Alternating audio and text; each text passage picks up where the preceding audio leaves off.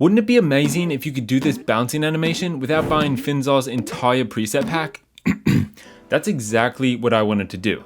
Don't get me wrong, the preset pack looks incredible, but I only needed one thing, and making it yourself isn't hard. You just need to know how to properly ease your keyframes. So in Premiere Pro, once you've got your element on the timeline, whether that's an image or a video, the first thing you wanna do is just drag a transform effect onto the video. Now, over in your effect controls, we're gonna wanna add 5 keyframes. So with your playhead at the start of the sequence, you wanna click the position keyframe, which will set your very first one at the beginning. So on a 30 FPS timeline, I'm gonna move forward 4 frames and add another keyframe. For the next 2, you're gonna move forward 10 frames, add 2 more keyframes, and then move forward 1, 2, 3, 4 more frames, and those are your 5 keyframes. Now, the only keyframe that we're gonna be adjusting is this center keyframe. So go to that keyframe and move your object down the amount that you're gonna want your object bouncing. So I'm gonna move mine to about 400. So now you can see your object goes down and then back up when you play back your video. Now we need to properly ease this keyframe in. So the first thing you want to do is just drag over all your keyframes and easy ease everything. That's just going to make everything nice and clean.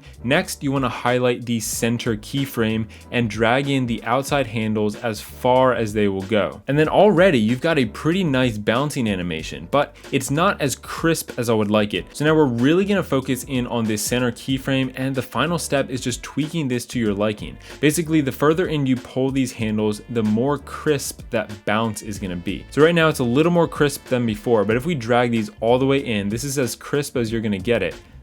It's a very sharp bounce when that hits. So adjust these handles to your liking. I like mine pretty tight, but not a full peak at the top, which looks something like this. Now, once you've gotten that, you can highlight all your keyframes, hit Control C or Command C, copy all the keyframes, and then put your playhead above that last keyframe and paste. Then you can click position, it'll highlight every keyframe, copy them again, zoom out, go to that last keyframe and paste again.